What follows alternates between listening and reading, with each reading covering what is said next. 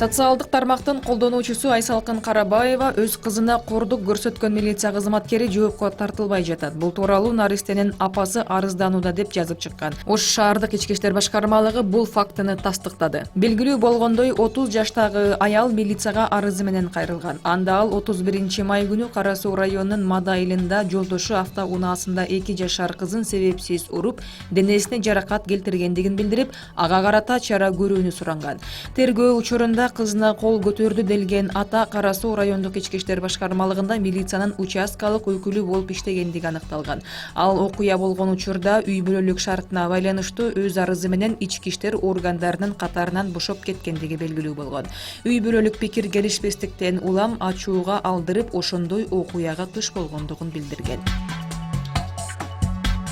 Өлкө башчысы Сооронбай Жээнбеков бүгүн Орусиянын башчысы Владимир Путин менен жолугат. Жолугушуу Оренбург облусунда Доңгуз аскердик талаасындагы Центр 2019 аскери стратегиялык машыгуунун алкагында өтмөкчү.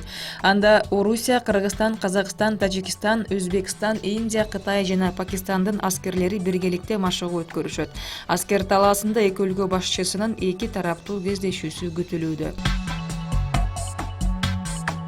Кыргыз-Тажик чек арасында чатак чыккан Лейлек районунун Максат айылындагы орто мектепте окуу процесси жанданды. Бул туурасында өкмөттүн Баткен облусундагы өкүлчүлүгү билдирди.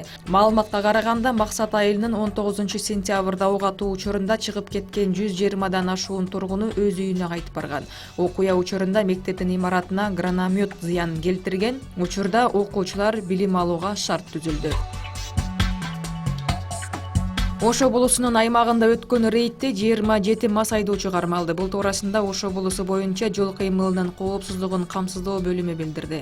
6 сентябрдан тарта Ош облусунда 1 айлык мамлекеттик белги жана караңгылатылган айнек аталышындагы рейдтер өткөрүлүүдө. Анын алкагында мамлекеттик белгиси жок унаа башкарган 4 айдоочу, автоунаанын алдыңкы айнектерин караңгылатып алган 10 айдоочу, мас абалда унаа башкарган 27 айдоочу, автоунаага уруксаты жок кошумча жабдык орнотуп алган 11 айдоочу кармалган. Ал эми документтери жок 25 айдоочу колго түшкөн. Кечээ Алматы шаардык соту Кыргызстандын Жогорку кеңешинин мурдагы депутаты Адамирбек Асылбек уулунун доо арызын кароону улантты. Аны соттун төмөнкү инстанциясы 10 жылга эркинен ажыраткан. Экс-депутатка чек арадагы аткезчилик менен алектенген жана эл аралык уюшкан кылмыштуу топко катышы болгон деген айып коюлган. Адамирбек Асылбек уулу күнөөсүн мойнуна алган эмес. Өткөн аптада башталган сот жараянында адвокаттар соттук тергөөнү кайра жандандырууну суранышкан. Алар райондук сотко катышпаган, бирок иликтөө учурунда көрсөтмө берген күбөлөрдү чакырууну өтүнүшүүдө. Кечээ өткөн сот отурумунда адвокаттардын суроосу канааттандырылды.